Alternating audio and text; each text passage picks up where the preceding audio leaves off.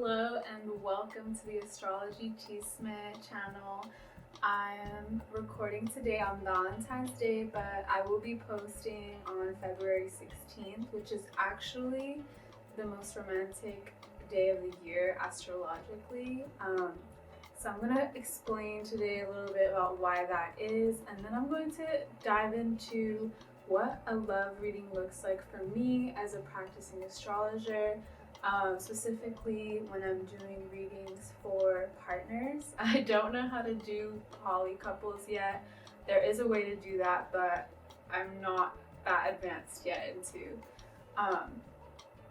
this kind of work. But I'm going to explain what synastry charts versus composite charts are. What does that mean? What does that look like? What is a reading? And I'm going to do a celebrity couples reading, which I would say it couple if they were actually together, but I guess the celebrity couple that's kind of like in everyone's mouths right now and most relevant, which would be Kim K and Kanye West. I'm so happy to be here in my Valentine's Day outfit, which I will show you soon.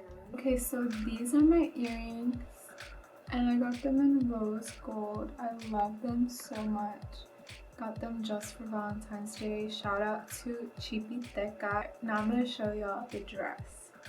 I love how here it has like a really heart-shaped like little cut. Like it's a nice little V cut. And it is satin. It is technically a nightgown. But I like that it's not see-through, but it still has like a little slit on the side.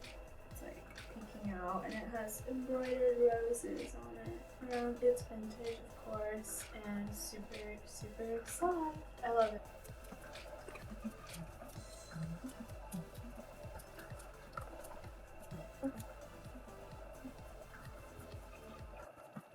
Today, February 16th, is supposed to be an extremely more passionate day for romance. The reason I say this is because Venus and Mars are conjunct. What does that mean? Conjunct means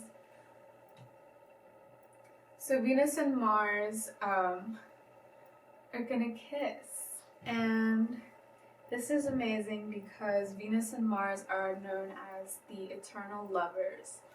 And when they reunite, it's always really passionate. This Venus-Mars conjunction, it really denotes kind of like the flavor of this year, because, you know, there will also be a 222, February the 22nd, 2022, and that number really is about like becoming aware of the other, like kind of like working with others, collaborating, but specifically on like a one-on-one level, and that's what you do in partnerships of all kinds. So I think that a lot of astrologers and spiritual people have been saying this, but yeah, 2022 is going to be a year where love beyond just like the nuclear family is going to be really like a big theme. Check out where you have 16 degrees Capricorn in your chart. Happy February 16th. Honestly, I feel like Valentine's Day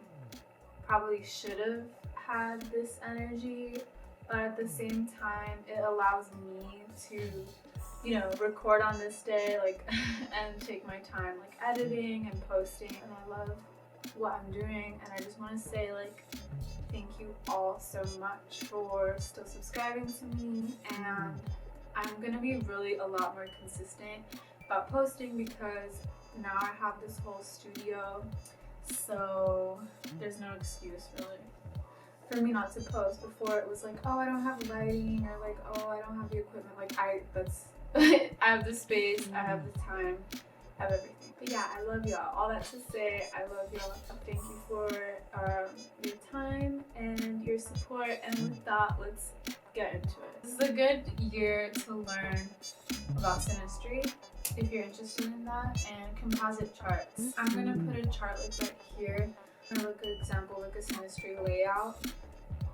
So Your birth chart, as we know, it's like a 2D picture of the moment you were born, in time and space. And a synastry chart is just the same thing, but there's yours, and then there's your partner's on the outside. It's simply taking what we already do as astrologers in like birth chart consultations, where we're just looking at like, if I'm just looking at one person's chart, right? The planets are always talking, they're always communicating. Like the Venus and Mars conjunction today, like that was them kissing, right? Like that's how conjunctions and kind of like aspects between planets play a role into the flavor, like the kind of interaction that the planets are having. And yeah, like that sometimes with all relationships, they are at odds, or they see like completely different and they have to confront each other. There's like some tension, or they're simply like sometimes not in aspect to each other, and like they're in like parts of two different signs that are like have nothing in common and can't even see each other for a period of time, and then time passes by. Next month maybe they'll start talking again. So the point is, it's two different charts and it speaks to the dynamics between two people. What in you triggers me, or I don't want to say, not just trigger, or activates this part of me, or what part of me brings out the best in you, what part of me brings out the worst in you, or does that even happen at all? Like, is there no chemistry? So I would say that's like the best way to describe it. And I think that synastry goes back to like Ptolemy. Okay, synastry goes back to like the 1st or 2nd century. Shout out Astrology podcast. Synastry alone doesn't cut it as far as like actually seeing how a relationship grows over time. So a composite chart is a chart that uses midpoints. And so what a midpoint is the exact point in the middle of two different placements. For example, my sun and my partner's sun. And that would, from that exact place, that is where our sun is. Or not our sun, but our composite chart sun is going to be in there. And so it does this with all of the placements. Yeah, it's pretty much that simple. Composite charts were discovered, I guess you could say, or created by sometime in like the late 60s, early 70s. John Talley, the creator, published his book in like 1973, but you know, his work probably, his research and all that probably was like for a while before that, because books take a long time to write. I'm gonna link his podcast below. He did an interview with Astrology podcast. Definitely check that out. He said composite charts, you know, they are technically like hypothetical, they're just midpoints, like, but what that means is where we meet each other halfway, like what happens when we are together. And one way that I would like use to just describe this when I'm explaining this technique to people is like, if you took a jar of like the chemistry that I like explained earlier in the dynamics of the synastry chart, is like if we took a jar of like the substance of what a relationship is and like, you know, contained it, and kind of like that would be the composite chart. It says, you know, it's not a real chart, it's an artifact. It's an artifact from that place and space that you create when you are with another person. And I know for a fact that these can also be made for like thruples or like more poly, you know, dynamics. So just want to throw that out there. I'm not quite there yet, but that is very much a thing. You can see how does the relationship as an entity affect me as a person. So what you can do is you can actually make a synastry chart with the composite and with one of the other partners. You know what I mean? And you can be like, oh, the relationship is like really gonna affect this person's growth, or it's really gonna like make them more of a homebody. So you know what I mean? That's the type of things you can see. On top of that, with a composite chart is you can actually do like transits to it. You can be like, how is the sky currently or future affecting the chart, right? And that's when you can see like major events that happen to the relationship. Yeah, I think something really useful, practice for young astrologers would be, okay, let's look at the date, like let's do the composite chart between like you and an ex, like that, and then look at the date where you broke up and just see what's going on. Another thing you can do with composite charts is you can progress it. There's this technique where you can check out like your lunar progressions or your Venus progressions. You can see, you know, as all living things, you know, and I do believe that a relationship is like in a way a living entity, maybe not on a physical level, but definitely on an energetic level, something that's always growing and being affected by the times, as we can see. As we look at transits, speaking of that, you can also look at progressions and see how a relationship's essence changes over time. You know, we look at that jar, just basically what you're doing when you're pulling up a composite chart is you're looking straight into like a terrarium and seeing what's changed, and why did it have kind of like this energy before and now it feels different. Sorry, I was having technical issues. If you think about like what a relationship is as an entity between two people, that place where you find that middle ground, as kind of like a living thing. Let's think of it as like moss, for example. If you do things kind of like with not just transits but lunar progressions, you can see like on the composite chart, as the relationship matures, the different stages, the different signs and like houses that the moon moves through, or maybe like other planets. Yeah, you can kind of see the moss growing or changing colors. I don't know. But that's what I kind of think of with that. And so it's really useful. It's also useful to kind of, the cool thing about working with both synastry and composite charts is that it can explain situations where, for example, maybe you don't have good compatibility, like maybe not good synastry, like, oh, I'm a Taurus sun, he's an Aquarius sun. That's like a square that forms a 90-degree angle. I don't think it's gonna work out, but it does, and it's because you have a really strong composite chart. In that sense, that's why I'm kind of always like a fan of saying compatibility is fake.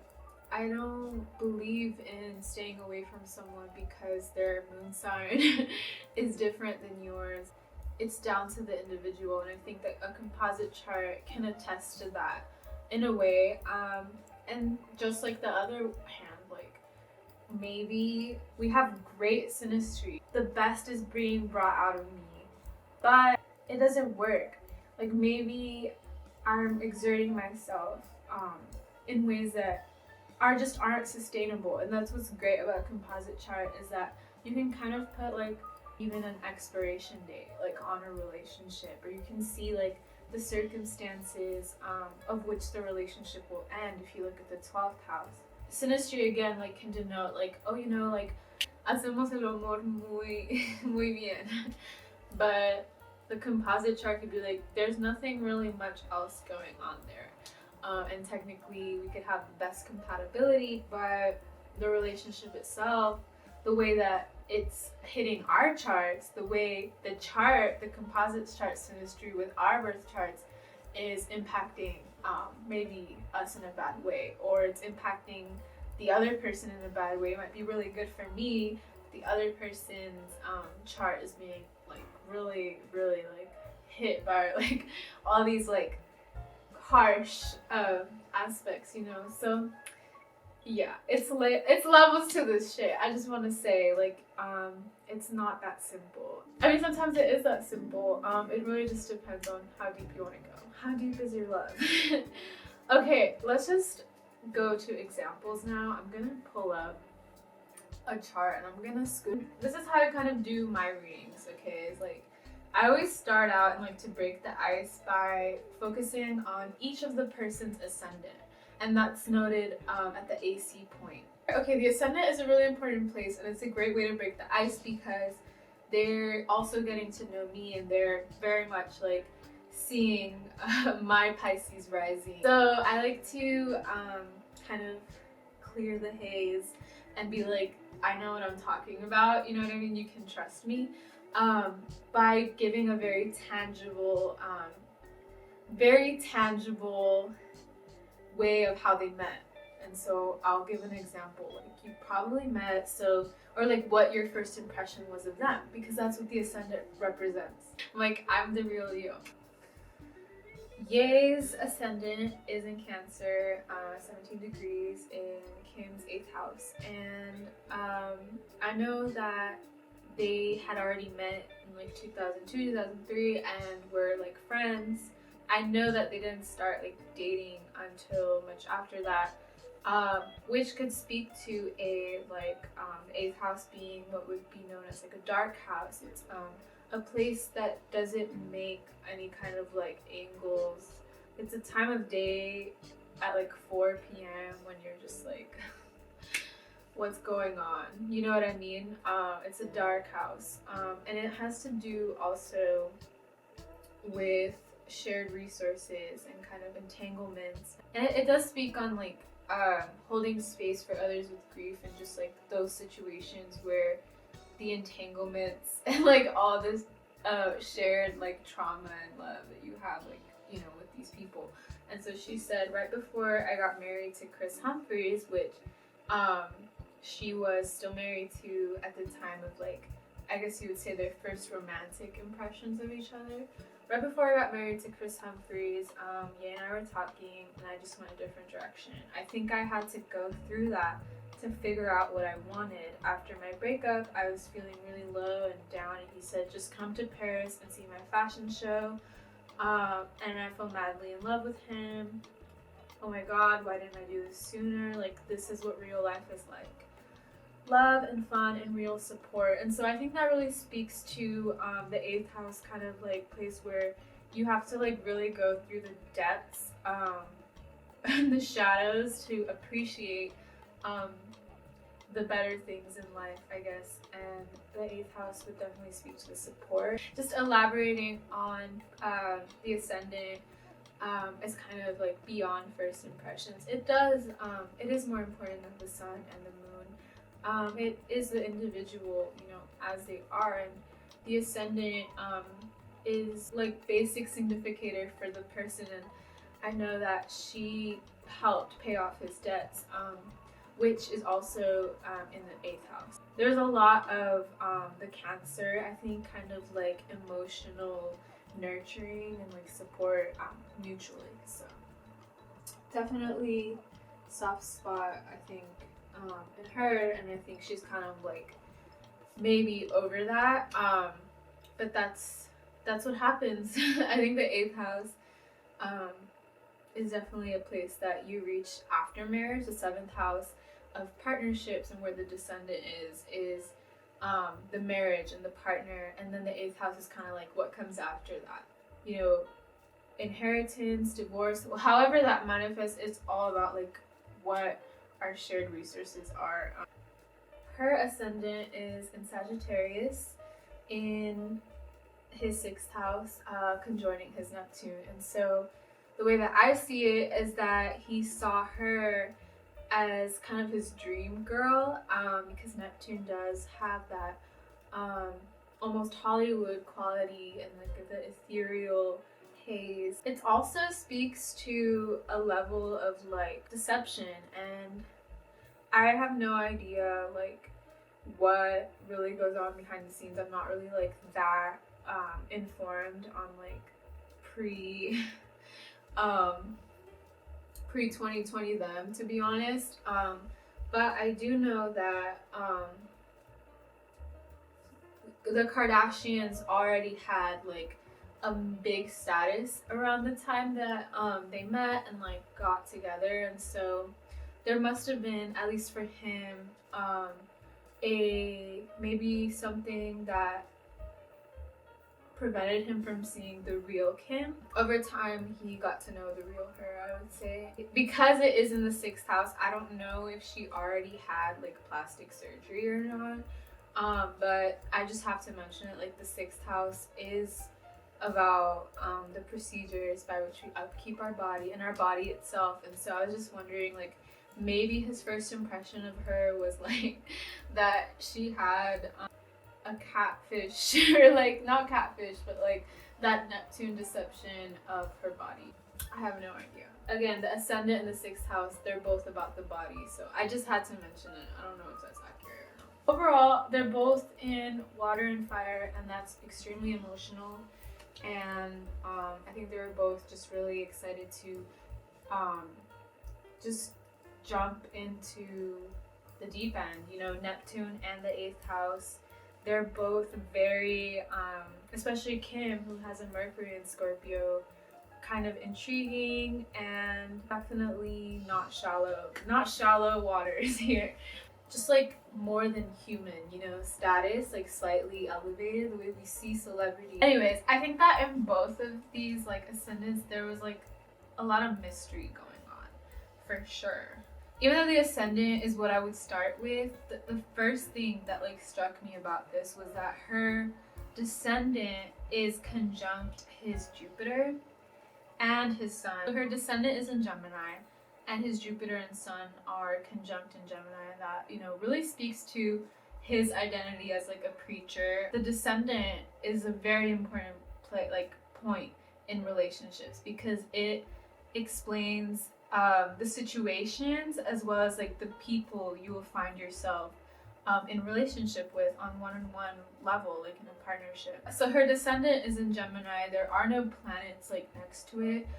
So we just have to use Mercury, which is the ruler of Gemini, to kind of like go into this. And her Mercury is in Scorpio, so definitely wanting to get to like the deeper root of things, investigative, and kind of putting a lid on things, you know, being really strategic with what you say.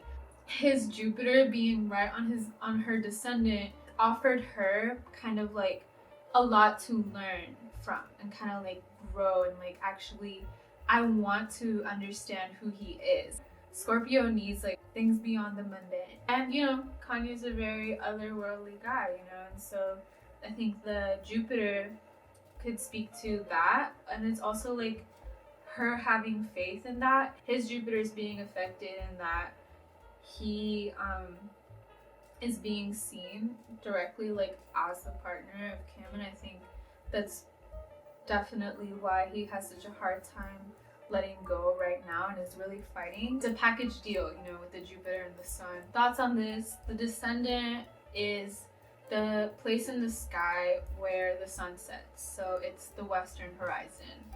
Her western horizon, you know, his sun is there. It's kind of like the place for him to actually merge. He already has a 12th house Sun Jupiter conjunction, so it's in that kind of liminal space, like where that a sunset is kind of known for being, where it's like a transition, and a 12th house is, you know, the transition, but the descendant is an angular, like exact, you know, point. And so I think that her descendant conjunct his Jupiter Sun combo offered him an outlet, or offers him an outlet to lay his ego, where he could leave that kind of down and like tame it, and kind of just be in a more spiritual place, in a more partner level. So yeah, I just thought that was really interesting. This is where I'm gonna start transitioning into something else. She has her North Node conjunct his Saturn, and someone actually mentioned this on TikTok earlier, is that denotes a kind of karmic, I guess you can say, connection, because the node, if you're looking for destiny and like past lives, or however you define that. Fuck, what is the word I'm looking for? Oh my god, I heard it. So if you're looking for something that denotes that kind of journey that we all kind of go through spiritually, between kind of like things you need to like leave behind and kind of like shed, which would be the south node, and kind of like not shed all the way, like definitely hold on to like what's useful, but you kind of have to lean into your north node and find a balance between the comfort that the south node provides and the growth and, you know, risks that come with embracing your north node. Anyways, the north node conjunct his Saturn. Whenever I see this in a client consultation or in like my own, it actually points to the planet person learning from the north node person. It's definitely a mutual learning for sure, but it's different, and let me tell you why. Okay, so I just had to look up notes from a former client's consultation, couples reading, where they had the north node conjunct Mercury. And so here's a great way to just kind of like simple it down.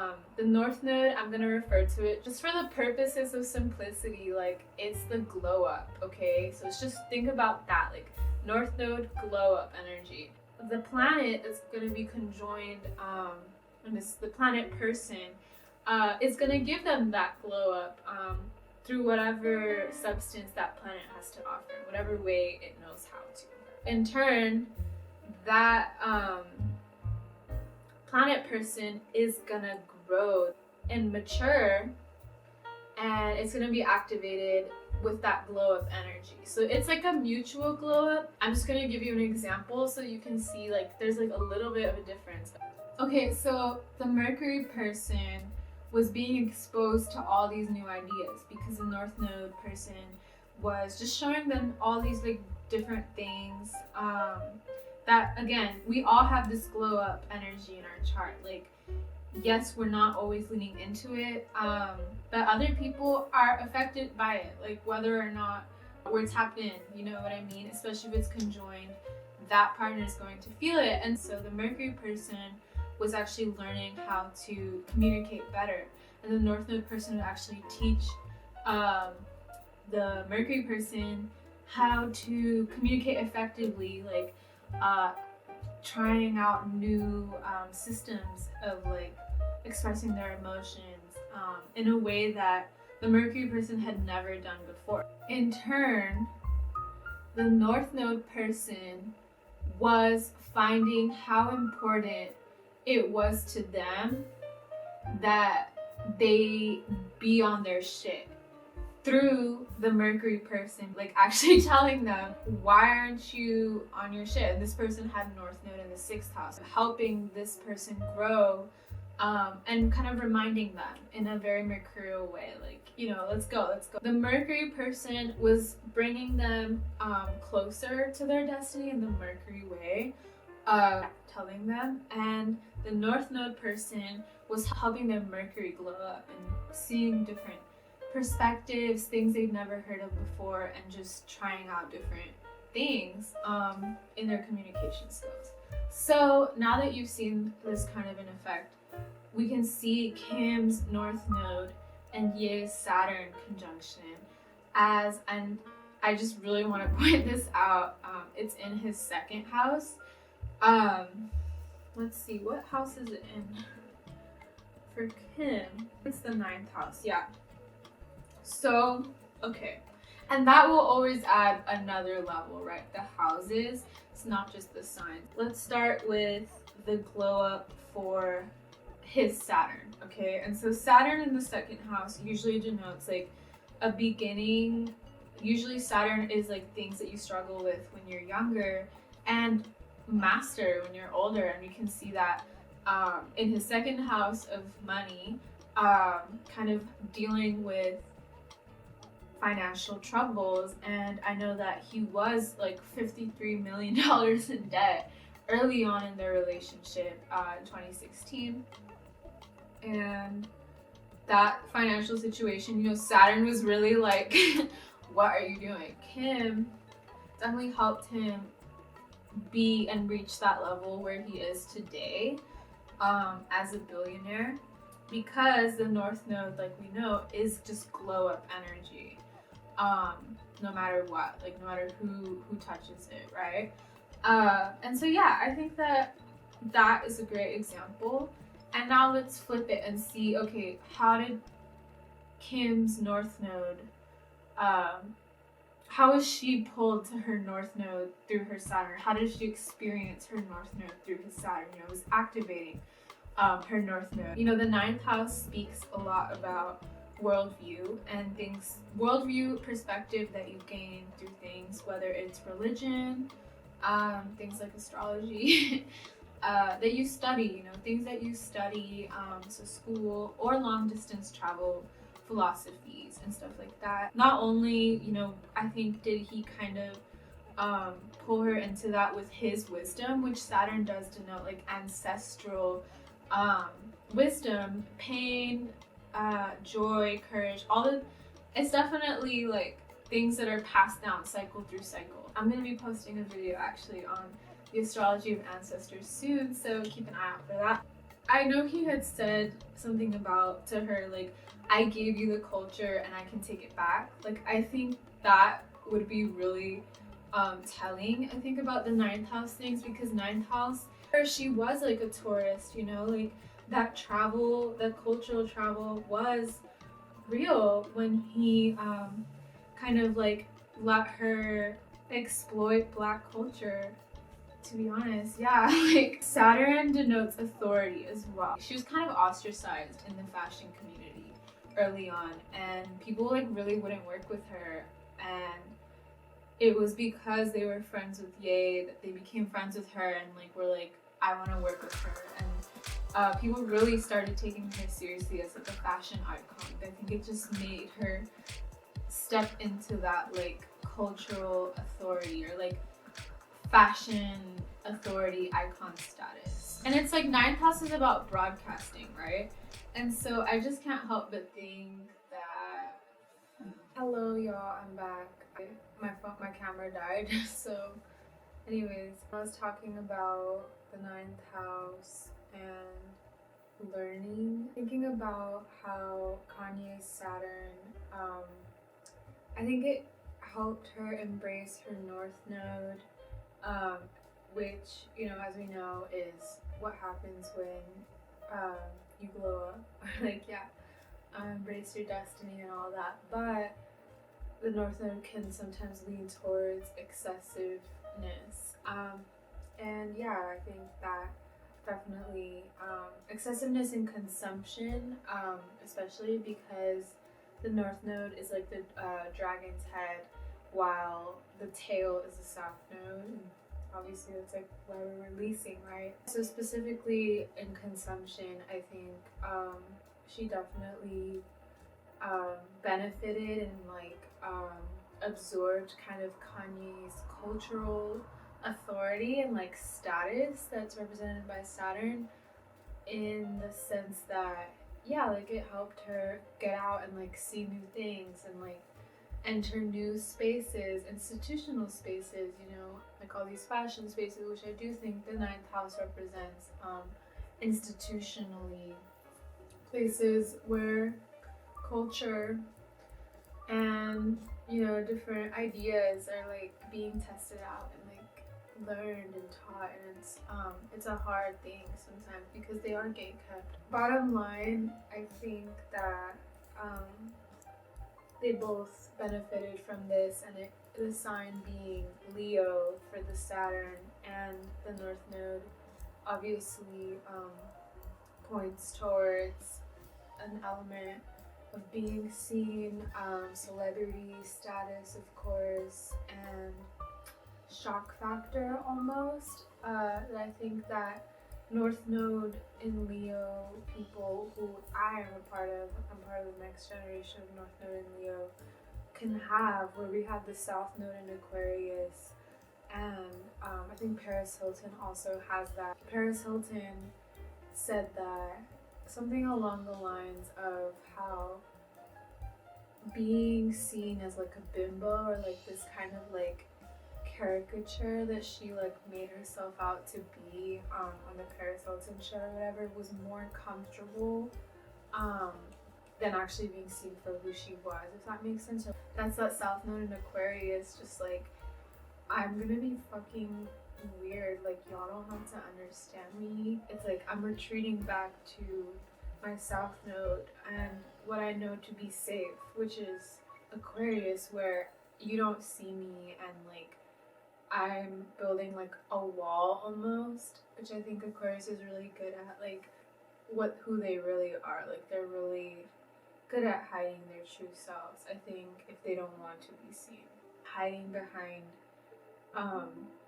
yeah, like we said, like ironic caricatures or something along those lines. A little bit of a tangent, but I guess Paris Hilton is definitely, she's relevant. I'm focusing mostly like on conjunctions, but it is a Venus-Mars conjunction today, and it's just kind of like I just wanted to give you a taste.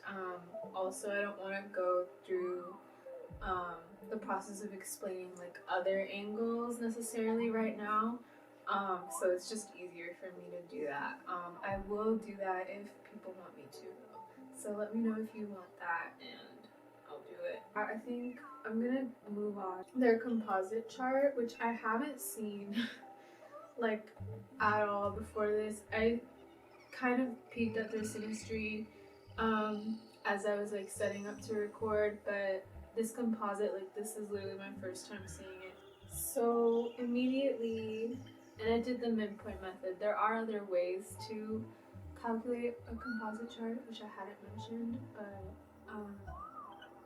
I'm sticking to this method because the guy who created it used this method. I don't like discriminate against any form of astrology. I would like to actually like use them all, but when I use them, I like to like stick to like what the creator, like, you know, of a certain technique or whatever said so. If it worked for them, it's gonna work for me, hopefully. Just off the bat, you know, they have Libra Ascendant at 0 degrees. Libra obviously being very relationship oriented, justice oriented, and aesthetic oriented. At 0 degrees is extremely powerful. 0 degrees is the most pure or like rawest version of that energy, and like obviously as it progresses it kind of matures, but at 0 degrees it's really potent, you know, it's the beginning. That's cool. So when I like to look at composite charts, I like to start out kind of with the sun, because it tells me the identity of the relationship, the purpose. Sun is really about purpose. And so the sun here is in Leo in the 11th house. So the celebrity couple, if anyone else had this composite chart, I would be like, y'all were probably good friends before, which I know they were as well, and y'all usually get out in the spotlight, started couples cooking show or something, which they don't need. But what's funny is that the sun is conjunct Mercury, and so Sun, Mercury, at the exact same degree, Sun and Mercury cannot be separated, like they are one new entity and like fusing together. It's definitely potential for broadcasting, like I mentioned. You know, the sun in its own sign, it's like really strong, for sure. Like I think that there's a lot of loyalty here. I think Leo and Scorpio are like two of the most loyal signs. So let me actually find Scorpio and see. In the 2nd house, right? And so I think that their finances, like usually the 8th house would denote like partnerships, resources, but in a composite chart it is the relationship. So you would look to the 2nd house for like the resources of the partnership, and the 8th house would be more with like dealing with family members and people outside of their relationship. Yeah, so the second house being Scorpio, I feel like there should be more, I think, secrecy around their finances. I think like whatever house you have Scorpio in, like that privacy should be respected. Just because there's something so magnetic about the like desire quality of Scorpio that other people can become really jealous, and like it really attracts people. Having Uranus there, like yeah, Uranus is a planet of surprises, factors, shock factors, and so I know that it's not that easy to keep their finances private, and they have like shocked the media in, you know, breaking out as billionaires. I think that the aspect like Uranus being in the second house has that kind of like break the internet, I think, energy, because Uranus like represents technology, and I think they both value, you know how they've been kind of like making themselves more and more meta, and like Kanye said, like I am a medium of communication. So the other most important thing I look at is the chart ruler, and in this case, since it's Libra, we look at Venus. Venus. Oh. So it's in Cancer at the 10th degree. So it's in the first, like third or first decan of Cancer, and the first decan of Cancer is really about mother and child, if that makes sense. A lot of people argue that Cancer is like the start of the zodiac, not Aries, and I definitely have to agree with that. The first decade of Cancer, like being known for like having that really nurturing and like wanting to protect the vulnerable, and like being in that kind of like enmeshment with another person, which, you know, could also be not just with your kid, but like romantic in this case. Primordial. I think aspirations to build a family here, like somatic, like feeling of safety, I think that they provide each other. But the problem is like this can go kind of too far, you know.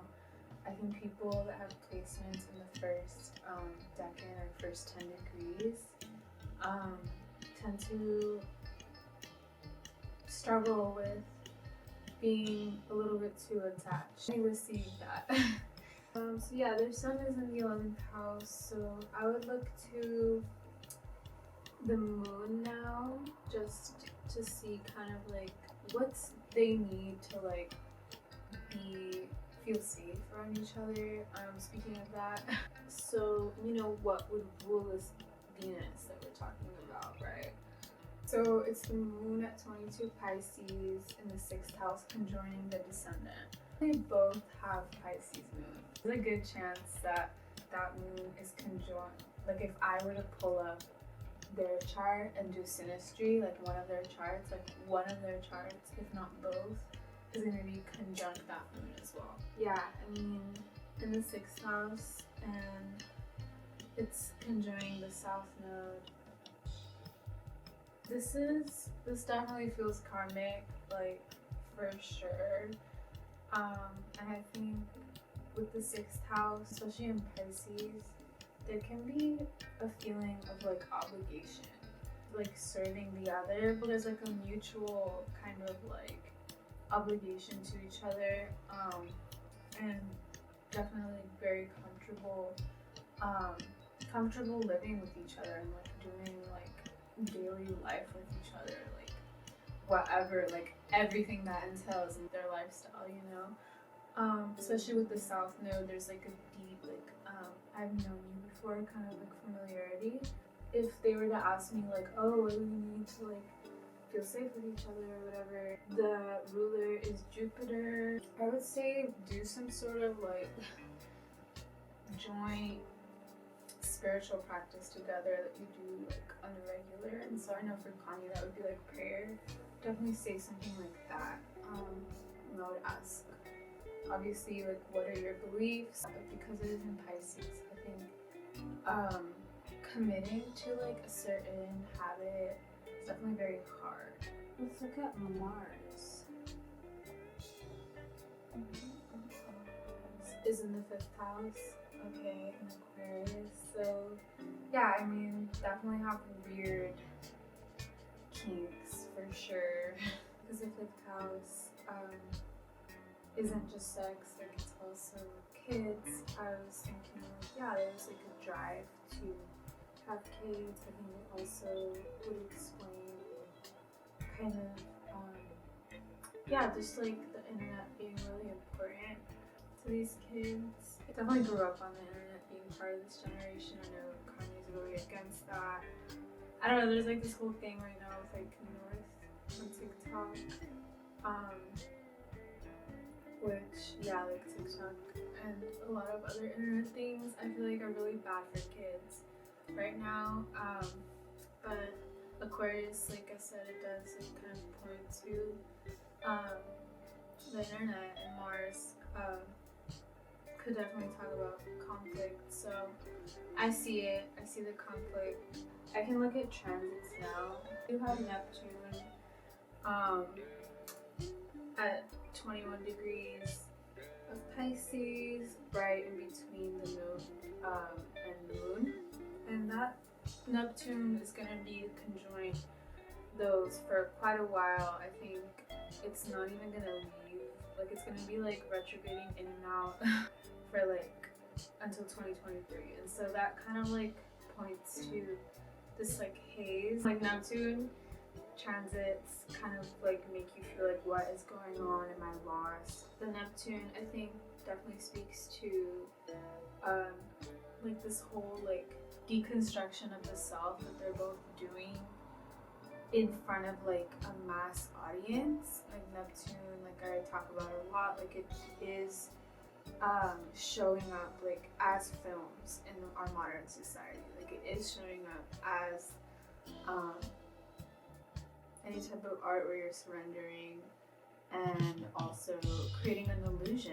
And yeah, I mean, I think a lot of people don't even know if this is all for PR or what, or we probably won't know for a while.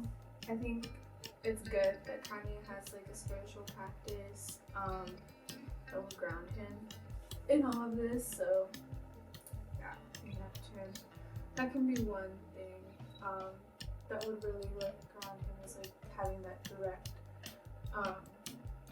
communication with God, you know, type of thing, where he was like, I talk to God every day, that's my bestie. Like he needs to keep that, considering like the old habits of this relationship and like the emotional part of this relationship denoted by the South Node.